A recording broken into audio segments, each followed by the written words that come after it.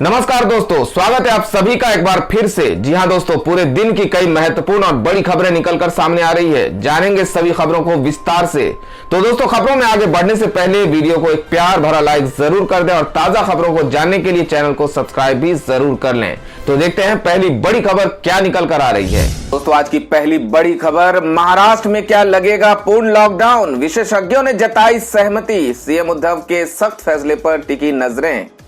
बता दें कि भारत कोरोना वायरस महामारी की भयानक लहर का सामना कर रहा है। संक्रमण के प्रसार पर काबू पाने के लिए केंद्र व राज्य सरकारें लगातार उचित कदम उठा रही है। इसी बीच सबकी नजरें कोरोना से सबसे प्रभावित राज्य महाराष्ट्र पर है। राज्य में मुख्यमंत्री उद्धव ठाकरे के नेतृत्व वाली महाविकास आघाड़ी सरकार कोरोना वायरस पर काबू पाने के लिए अब 15 दिनों के पूर्ण लॉकडाउन का विचार कर रही है। इस क्रम में रविवार को सीएम उद्धव ठाकरे ने एक उच्च स्तरीय बैठक की अध्यक्षता की।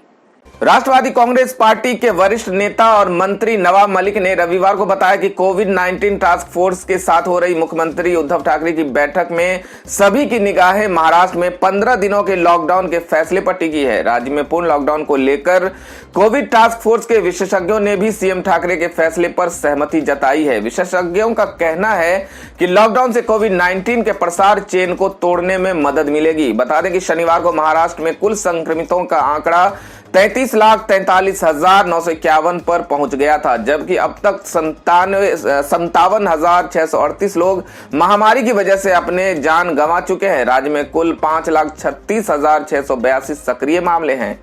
गौरतलब है कि महाराष्ट्र में इससे पहले से ही नाइट कर्फ्यू लगाई जा चुकी है और इस हफ्ते से वीकेंड लॉकडाउन भी लग गया है। लेकिन पिछले 3 हफ्तों से देश में रोजाना सामने आने वाली कोविड के नए संक्रमणों में जिस तरह से देश के करीब आधे केस महाराष्ट्र में सामने आ रहे हैं, उसके बाद महाराष्ट्र के मुख्यमंत्री उद्धव ठाकरे ने कहा है कि इन्फेक्शन के ट्रांसमिशन के चेन को रोकने के लिए कड़े कदम उठाने जरूरी है। इसी वजह से दुनिया भर में ऐसे कदमों का हवाला देकर संजय राउत ने कहा है कि जब मुख्यमंत्री ने कहा है कि लॉकडाउन के अलावा कोई विकल्प नहीं है, ये सिर्फ महाराष्ट्र की स्थिति नहीं है। तो अगली बड़ी खबर पश्चिम बंगाल से आ रही है। बता दें कि बंगाल में आज अमित शाह का ताबड़तोड़ चुनाव प्रचार, नदिया जिले में रोड शो से की शुरुआत। बता दें कि पश्चिम बंगाल में 5वें चरण के मतदान के लिए केंद्रीय गृह मंत्री अमित शाह रविवार को चुनावी मैदान में कूद पड़े। अमित शाह रविवार को बंगाल में 6 सार्वजनिक कार्यक्रमों में हिस्सा लेंगे। इनमें से 3 में तो अमित शाह रोड शो को संबोधित करेंगे। बंगाल में अमित शाह के ताबड़तोड़ चुनाव प्रचार की शुरुआत दोपहर 1 बजे के करीब पहले रोड शो के साथ हुई। अमित शाह ने पहला रोड शो नादिया जिले के शांतिपुर में किया। इसके बाद अमित शाह राणाघाट दक्षिण में एक और रोड शो करेंगे। जो कामरहाटी विधानसभा में मिशन बीजेपी के लिए प्रचार करने पहुंचे गृह मंत्री अमित शाह ने कहा कि सत्ता में आने के बाद बंगाल का धरती पुत्र ही बीजेपी का मुख्यमंत्री बनेगा। इसके अलावा उन्होंने ममता सरकार पर जमकर निशाना साधा। पश्चिम बंगाल के कामरहाटी में गृह मंत्री अमित शाह ने जनसभा को संबोधित करते हुए कहा कि हम बंगाल की जनता के सामने परिवर्तन का संदेश लेकर आए हैं। हम एक मुख्यमंत्री बदलकर दूसरे को बैठाने नहीं आए। एक पार्टी की सरकार बदलकर दूसरे पार्टी की सरकार लाना हमारा मकसद नहीं है। हमारा मकसद बंगाल की स्थिति में परिवर्तन करना है। गृह मंत्री ने कहा कि दीदी 2 मई को खेला निश्चित होगा। भाजपा के 120 कार्यकर्ता मार दिए गए और एक भी गिरफ्तारी नहीं हुई। भाजपा सरकार बनने पर टीएमसी का एक भी कार्यकर्ता कभी नहीं मारा जाएगा और अगर मारा जाएगा तो कठोर से कठोर कार्रवाई होगी। यह बंगाल का धरती पुत्र ही बीजेपी का मुख्यमंत्री बनेगा। दोस्तों, गृह मंत्री अमित शाह का दावा कितना सच साबित हो सकता है? आप अपनी राय, अपने सुझाव हमें कमेंट करके जरूर बताएं। तो बढ़ते हैं अगली बड़ी खबर की ओर। तो अगली बड़ी खबर में आपको बता दें कि ट्रेन में सफर से पहले कोरोना नेगेटिव रिपोर्ट दिखाना होगा अनिवार्य। बता दें कि देश में कोरोना वायरस का कहर बेकाबू होता जा रहा है। सरकार धीमे धीमे पाबंदियों की तरफ बढ़ने लगी है। इसी को देखते हुए भारतीय रेलवे की तरफ से एक बयान जारी किया गया, जिसमें कहा गया है कि वायरस के बढ़ते मामलों का असर फिलहाल रेल सेवाओं पर नहीं पड़ेगा। रेलवे ने कहा है कि यात्री सेवाओं में कमी करने या रोक लगाने का कोई इरादा नहीं है। कई राज्यों से प्रवासी कामगारों के वापस लौटने की रिपोर्ट्स पर रेलवे ने कहा कि वो जरूरत के हिसाब से ट्रेन सेवा उपलब्ध कराया जाएगा। बता दें कि जो सबसे बड़ा सवाल है और वायरल हो रहा है कि ट्रेन में सफर करने के लिए कोरोना नेगेटिव रिपोर्ट की जरूरत है, इसका जवाब भी रेलवे की तरफ से दे दिया गया है। रेलवे ने कहा है कि ट्रेन में सफर के लिए कोरोना नेगेटिव रिपोर्ट की फिलहाल जरूरत नहीं है। न्यूज एजेंसी पीटीआई से खास बातचीत में रेलवे बोर्ड के चेयरमैन सुनीत शर्मा ने कहा है कि रेलवे शॉर्ट नोटिस पर ट्रेनें चलाने को तैयार है। कोरोना वायरस के मद्देनजर कई राज्यों ने अपने स्तर पर गाइडलाइंस लागू की है, तो ऐसा हो सकता है कि यात्रियों को गंतव्य पर पहुंचने पर नेगेटिव रिपोर्ट दिखानी हो। सुनीत शर्मा ने कहा कि गर्मियों में भीड़ को देखते हुए हम कुछ ट्रेनें पहले ही शुरू कर चुके हैं, लोगों को पैनिक होने की जरूरत नहीं है। शर्मा ने आगे बताया कि जिस जगह ट्रेन में सफर के लिए वेटिंग लिस्ट 120% के आसपास होगी, वहां भीड़ कम करने के लिए खास ट्रेनें चलाई जाएंगी। आपको बता दें कि बीते 24 घंटे में देश में कोरोना के 1.5 लाख से ज्यादा मामले सामने आए हैं। इस दौरान 800 से अधिक लोगों की मौत हुई है। दोस्तों, ट्रेनों में सफर करने पर क्या कोरोना नेगेटिव रिपोर्ट दिखाना अनिवार्य होना चाहिए? आप क्या सोचते हैं इस बारे में हमें कमेंट करके जरूर बताएं। तो बढ़ते हैं अगली बड़ी खबर की ओर। तो अगली बड़ी खबर पश्चिम बंगाल चुनाव के हवाले से आ रही है। बता दें कि टीएमसी मंत्री फिरहाद हकीम का अमित शाह पर बड़ा हमला। बंगाल के लोग पढ़े लिखे, इसलिए ध्रुवीकरण से भाजपा नहीं जीतेगी। बता दें कि पश्चिम बंगाल में चौथे चरण के विधानसभा चुनाव में हिंसा भड़कने के बाद सियासी सरगर्मी चरम पर पहुंच गई है। भारतीय जनता पार्टी और टीएमसी के राजनेता विपक्षियों पर हमला बोलने का कोई मौका नहीं छोड़ रही है। इसी क्रम में पश्चिम बंगाल सरकार के मंत्री फिरहाद हकीम ने केंद्रीय गृह मंत्री अमित शाह पर बड़ा हमला बोला है। हकीम ने कहा कि अमित शाह पश्चिम बंगाल में ध्रुवीकरण के द्वारा जीत हासिल करना चाहते हैं, लेकिन वे इस कवायद में नाकाम साबित होंगे। बंगाल के लोग बुद्धिमान है, यहाँ भाजपा की दाल नहीं गलेगी। बता दें कि रविवार को बशीरहाट दक्षिण में आयोजित एक रैली में गृह मंत्री ने अपने संबोधन में कहा कि कुछ युवाओं ने ममता दीदी के बहकावे में आकर बूथ पर हमला कर दिया, सीआईएसएफ के हथियार छीनने का प्रयास किया। सीआईएसएफ को मजबूरी में गोली चलानी पड़ी और 4 युवाओं की जान चली गई। मैं पूछना चाहता हूं, युवाओं ने ऐसी हिम्मत क्यों की? ममता बनर्जी पर आरोप जड़ते हुए अमित शाह ने कहा कि कुछ ही दिन पहले उसी सीट पर ममता दीदी की बैठक थी। दीदी ने उसमें सरेआम ऐलान किया कि युवाओं और महिलाओं आगे आओ, सीएपीएफ को घेर लो और उन पर हमला करो। दीदी आप तो कहकर चली गई, मगर आपके कारण उन 4 युवाओं की मौत हो गई। अमित शाह ने अपने संबोधन में आगे कहा कि उसी विधानसभा में उसी दिन सुबह भाजपा के कार्यकर्ता की टीएमसी के गुंडों ने दिन दहाड़े गोली मारकर हत्या कर दी। दीदी आप इन 4 लोगों के लिए तो आंसू बहाती हैं। मैं पूछना चाहता हूं कि भाजपा के जिस 5वें कार्यकर्ता की मौत हुई उसके लिए आपकी कोई जिम्मेदारी नहीं है क्या? ममता बनर्जी पर हमला बोलते हुए शाह ने कहा कि दीदी बौखलाई हुई है और हर दिन ये बात करती हैं कि अमित शाह इस्तीफा दें। दीदी जब जनता मुझे कहेगी तब मैं इस्तीफा दे दूंगा, मगर आप इस्तीफा तैयार रखो, 2 मई को आपको इस्तीफा जरूर देना पड़ेगा। बंगाल चुनाव में हो रही हिंसा देश के लोकतंत्र के लिए खतरा है। आप क्या सोचते हैं इस बारे में हमें कमेंट करके जरूर बताएं। तो बढ़ते हैं अगली बड़ी खबर की ओर। अगली बड़ी खबर दिल्ली से आ रही है। बता दें कि दिल्ली में केजरीवाल ने दिए लॉकडाउन के संकेत, कहा अगर ऐसा हुआ तो लेना पड़ेगा सख्त फैसला। बता दें कि देश में कोरोना वायरस का प्रकोप पिछली साल की तुलना में ज्यादा तेज हो रहा है। हालात यह है कि देश की राजधानी दिल्ली में रोजाना कोरोना के मामले नए रिकॉर्ड दर्ज कर रहे हैं। ऐसे में दिल्ली में कोरोना की रोकथाम के लिए लॉकडाउन की सुगबुगाहट भी चल रही है, जिस पर दिल्ली के मुख्यमंत्री अरविंद केजरीवाल ने रविवार को कहा कि सरकार दिल्ली को लॉकडाउन लागू करने के पक्ष में नहीं है, लेकिन अगर स्वास्थ्य व्यवस्था चरमरा गई तो फिर वो ही एक मात्र विकल्प होगा। प्रेस कॉन्फ्रेंस के दौरान बात करते हुए सीएम अरविंद केजरीवाल ने कहा कि मैं दिल्ली के सभी नागरिकों से कोरोना गाइडलाइन के पालन करने की अपील करता हूं। इसके साथ ही उन्होंने कहा कि मैं लोगों से अस्पताल जाने की अपील भी करूंगा जब जरूरी हो। वहीं सीएम ने कहा कि दिल्ली सरकार ने आपको आश्वासन दिया है कि स्वास्थ्य कर्मचारी आपसे मिलने आएंगे। उन्होंने आगे कहा कि वर्तमान में दिल्ली की स्वास्थ्य व्यवस्था मजबूत है और कोविड-19 के बढ़ते नए मामलों को देखते हुए सभी सरकारी और निजी अस्पतालों को फिर से मजबूत बनाया गया है। उन्होंने कहा कि डॉक्टर और स्वास्थ्य कर्मी पिछले 1 साल से लगातार सेवा कर रहे हैं। कोविड संक्रमित मरीजों के लिए हमारे सभी सरकारी और निजी अस्पतालों में पर्याप्त बेड है, लेकिन अगर स्वास्थ्य व्यवस्था ध्वस्त हो जाती है तो हमारे पास शहर में फिर से लॉकडाउन के अलावा कोई विकल्प नहीं होगा। दोस्तों, अगली बड़ी खबर में आपको बता दें कि अखिल भारतीय अखाड़ा परिषद के अध्यक्ष महंत नरेंद्र गिरी हुए कोरोना पॉजिटिव। बता दें अखिल भारतीय अखाड़ा परिषद के अध्यक्ष महंत नरेंद्र गिरी महाराज कोरोना वायरस से संक्रमित पाए गए हैं। हरिद्वार के मुख्य चिकित्सा अधिकारी शंभुनाथ झा ने बताया कि महंत नरेंद्र गिरी की जांच रिपोर्ट में उनके कोविड पॉजिटिव होने की पुष्टि हुई है। शुक्रवार देर रात तबीयत खराब होने के बाद 70 वर्षीय महंत को एक निजी अस्पताल में भर्ती कराया गया था। मुख्य चिकित्सा अधिकारी ने बताया कि कोरोना वायरस संक्रमण के प्रसार को नियंत्रित करने के लिए हरिद्वार कुंभ मेला क्षेत्र और सीमाओं के साथ ही सभी अखाड़ों में भी आरटी-पीसीआर और रैपिड एंटीजन जांच की जा रही है। इसके अलावा उन्होंने कहा कि महाकुंभ मेले में आने वाले श्रद्धालुओं और संतों को सतर्कता बरतने और कोविड-19 प्रोटोकॉल का पालन करने को कहा जा रहा है। दोस्तों, अगली बड़ी खबर छत्तीसगढ़ से आ रही है। बता दें कि छत्तीसगढ़ आने वालों के लिए कोविड नेगेटिव रिपोर्ट अनिवार्य है। सीएम ने दवाइयों के सप्लाई के लिए ये आदेश दिए। बता दें कि कोरोना वायरस के बढ़ते मामलों के बीच छत्तीसगढ़ के मुख्यमंत्री भूपेश बघेल ने प्रदेश में आने वाली यात्रियों के लिए कोरोना नेगेटिव टेस्ट अनिवार्य कर दिया है।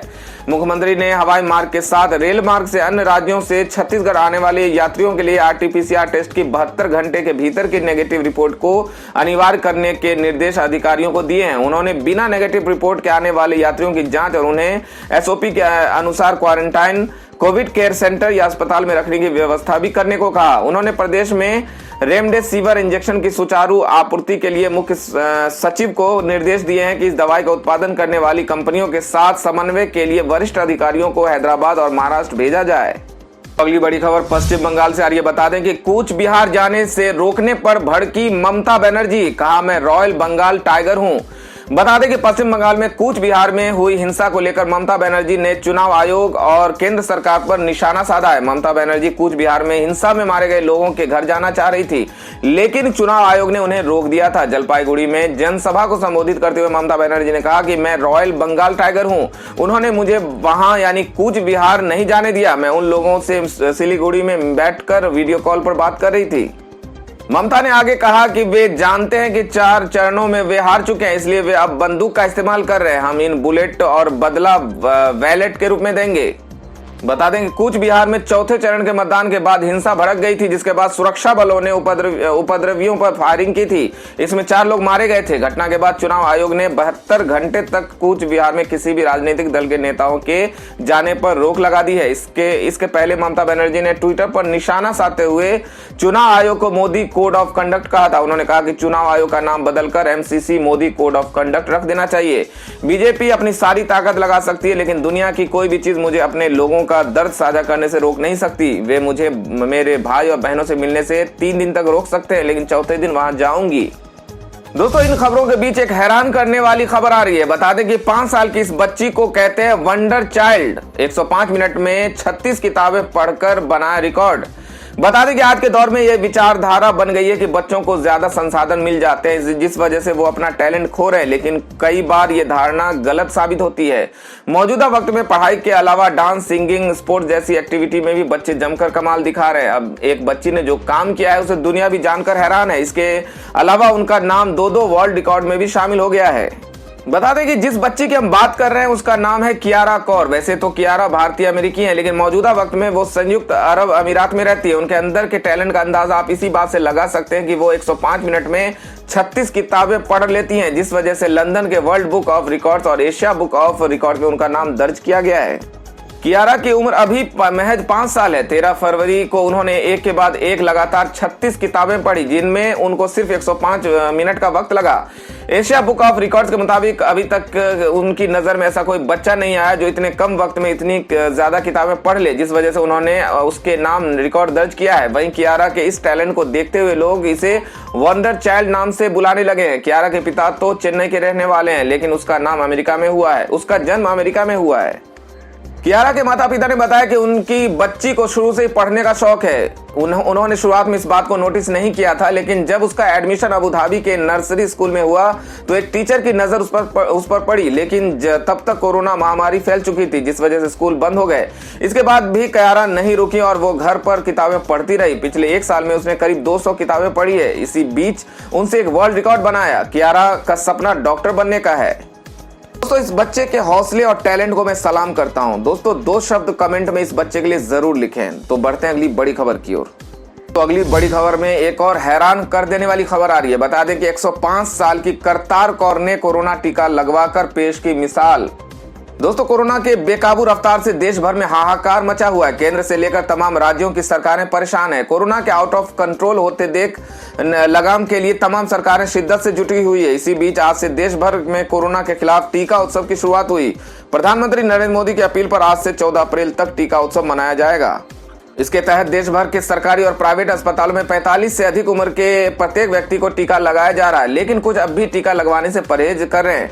ऐसे में मोगा की 105 साल की करतार कौर ने कोरोना वैक्सीन का टीका लगवाकर सबके लिए मिसाल पेश की है। करतार कौर ने अपने 80 साल के बेटे और 45 साल के अपने परिवार के सभी सदस्यों के साथ आज कोरोना का टीका लगवाया। साथ ही उन्होंने 45 साल के देश के हर योग्य व्यक्ति को टीकाकरण करवाने और बचाव हिदायतों की पालन करने की भी नसीहत दी। उन्होंने कहा कि भले ही कुछ लोगों के टीकाकरण की अभी बारी ना आई हो, उन्हें सरकार और स्वास्थ्य विभाग के निर्देशों के कोरोना प्रोटोकॉल का पालन करना चाहिए। उन्होंने कहा कि टीका लगने के बाद उन्हें बुखार या कोई अन्य समस्या नहीं है। उन्होंने कहा कि एक स्वस्थ व्यक्ति को किसी भी तरह की समस्या का कोई डर नहीं है। 105 साल की करतार कौर की इस हिम्मत के बारे में आप क्या कहना चाहते हैं? कमेंट करके उनके बारे में 2 शब्द जरूर लिखें। तो बढ़ते हैं अगली बड़ी खबर की ओर। तो खबरों में आगे बढ़ने से पहले आपको याद दिला दें कि अभी तक आपने वीडियो को लाइक नहीं किया है तो लाइक कर दें, दोस्तों को शेयर भी कर दें और ऐसी ही बड़ी और ताजा खबरों के लिए हमारे चैनल को सब्सक्राइब भी जरूर कर लें। तो बढ़ते हैं अगली बड़ी खबर की ओर। तो अगली बड़ी खबर में बड़े काम की एक खबर निकल के आ रही है। बता दें कि अब खरीदना नहीं पड़ेगा हेलमेट, यहां मिल रहा है मुफ्त। सरकार ने जारी किया आदेश। बता दें कि राजस्थान सरकार ने एक बड़ा फैसला लिया है। सरकार के नए निर्देश के अनुसार 2 पहिया वाहनों के खरीदारों को मुफ्त में हेलमेट दिया जाएगा। जानकारों के मुताबिक सड़क सुरक्षा बढ़ाने और मोटर चालकों के बीच जागरूकता पैदा करने के लिए राजस्थान सरकार का यह कदम अहम साबित हो सकता है। मीडिया रिपोर्ट्स की माने तो राजस्थान के परिवहन मंत्री प्रताप सिंह खचरियावास ने इस संबंध में प्रस्ताव को मंजूरी भी दे दी है। इस प्रस्ताव में यह तय किया गया है कि राज्य में 2 पहिया वाहनों के डीलरों को मोटरसाइकिल और स्कूटर खरीदार को मुफ्त में हेलमेट प्रदान करना होगा। गौरतलब है कि राज्य सरकार ने फरवरी 2021 में ही राज्य में सभी नए 2 पहिया वाहनों के लिए हेलमेट अनिवार्य करने की घोषणा की थी। खबरों के अनुसार राजस्थान के परिवहन मंत्री ने राज्य में 2 पहिया वाहनों के डीलरों के साथ बैठक की और बाद में नए 2 पहिया वाहन खरीदने वालों को मुफ्त में हेलमेट देने पर सहमति व्यक्त की है। साथ ही ये भी सुनिश्चित किया गया है कि हेलमेट ISI चिन्हित ही होनी चाहिए। राजस्थान सरकार का यह फैसला जनता के हित में लग रहा है। क्या आपको लगता है कि अन्य राज्यों में भी इस तरह के फैसले लेने चाहिए? आप कमेंट करके जरूर बताएं। तो बढ़ते हैं अगली बड़ी खबर की ओर। तो निकल के आ रही है कि 13 अप्रैल से शुरू होगा रमजान का मुकद्दस महीना। सऊदी अरब में कल नहीं दिखा चांद। बता दें कि रमजान के पवित्र महीने की शुरुआत को दर्शाने वाला अर्ध चंद्राकार वाला चंद्रमा रविवार शाम सऊदी अरब में नहीं देखा गया।